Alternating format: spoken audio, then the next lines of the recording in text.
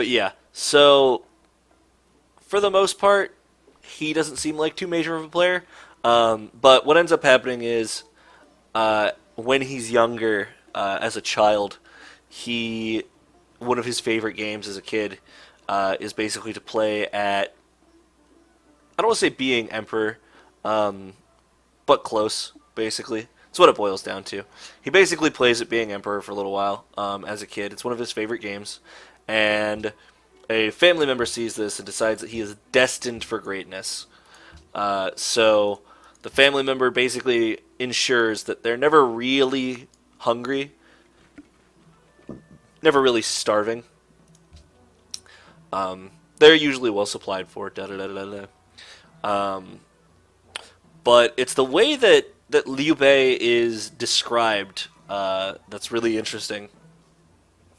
And the way he's described is he's very liberal and amiable. He doesn't say a whole lot. He keeps a lot of his feelings like hidden behind a calm exterior. No, not Alhambra. Anyway, keeps his feelings hidden behind a calm exterior. He's not particularly scholarly. He doesn't really like to study. It's not his thing. But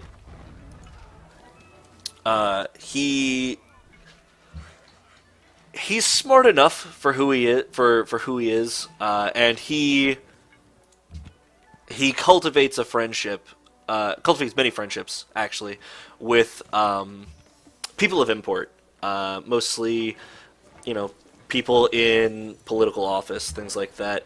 And while he was out traveling, which is a thing that you just kind of did, instead of high school or something like that, when you hit a certain age, and you were expected to be learned, you'd be sent out to go make your way in the world, and oh, he cultivated a friendship with a lot of, or cultivated friendships with a lot of important people during that time, but his physical description, his physical description's fun. He is supposedly tall for a person of this time frame, with long ears, so long in fact that the earlobes touch his shoulders. His hands hang down below his knees, assuming he's standing upright. So he's got ridiculously long arms with chimpanzee reach, apparently. His eyes are prominent and big, so much so that he could apparently see backward past his ears if he looked that way. And he had a clear complexion with rich red lips. Rich red lips seems to be a pretty common descriptor for some of these characters, so that's not terribly surprising. So that's Liu Bei. He's considered wise, but not scholarly. Generally considered pretty good at what he does, and you're gonna, like I've said in previous shows, you will see that he has the most remarkable capacity for finding people who are really good at what they do and getting them to join him. It's kind of this weird superpower he just kind of has at one point. We need horses? Horses. Because I need to take that spot down there. Been really tired this week. Let's do more settlers. I'll find more places to conquer. Who gives a shit? So yeah, that's Liu Bei. His description is one of the longer ones in the entire book, actually. And then, almost immediately after he's described, we run into Zhang Fei. Zhang Fei is just a farmer. Now, granted, being a farmer in this time frame was actually pretty good.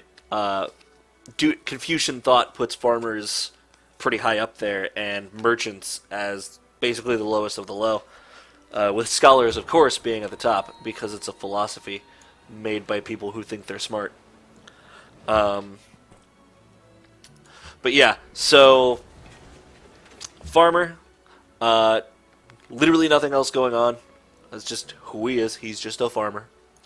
But at the same time, at the same token, his description is another one that's pretty interesting. Not nearly as goofy looking when you think about it as Liu Bei's, but pretty silly. He's described as about as tall as Liu Bei, so he's a tall dude for the time. He has a bullet head resembling a leopard. So his skull is somehow shaped similarly to a leopard's, which would give him a pretty fierce-looking countenance, honestly. Very large eyes, a swallow-pointed chin. I have no idea. I'd have to look that up, and I didn't at the time. Otherwise, I would have a much better description of what the fuck a swallow-pointed chin is. Whiskers like a tiger, and he speaks in a loud bass. The only thing that He's saves us from the bureaucracy is its inefficiency. also specifically described as irresistible as a dashing horse, which I think is an interesting way to describe somebody, just in general. Like, one, how irresistible is a dashing horse? I mean, I can imagine they'd run you the fuck down, but that's an odd description. Move him up here so we can get a road up here to Kaifeng. But yeah, so that's Changfei, which, you know, Z's are J's, not CH's. I'm stupid. Changfei. But anyway, moving on to Guan Yu. Actually, we finally get to see the guy who inevitably becomes the god of war, and Guan Yu at the time is pretty much literally a pirate. He was serving in an area for a little while, and an abusive... I think it's a lord? It's not actually specifically stated as a lord, but I think it might be a lord. Was running the area basically into the ground, being an asshole, being a bully, as he's described in the book, and generally just... Do we still have a problem with happiness? That's annoying. We need to fix that. I need more gold. I'll have to do it later. But yeah, the book describes him as a bully, which is probably fair, honestly. We don't get much defense for that guy throughout this, unfortunately. Otherwise, I'm sure he'd probably have a very different thing to say about that. But, you know, these things happen. Lost to time, as it were. Of course you want gems, but I don't give a shit. He's described as a man of huge frame. So, it's not actually stated if he's taller than Changfei or Liu Bei. I think everything that I've ever seen in regards to images of Guan Yu has him as this, like, 7-foot tall, like, behemoth of a man. And that's probably accurate. The person describing him as as having a huge frame is actually Liu Bei, so it's distinctly possible that he's taller than Liu Bei. He has a long beard, and spoiler warning, that is the shortest description of that beard you will ever hear.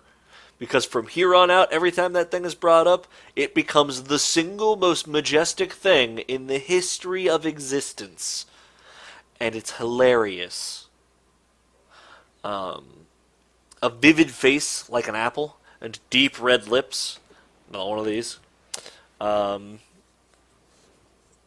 He's also described with eyes like a phoenix, and fine bushy eyebrows like silkworms.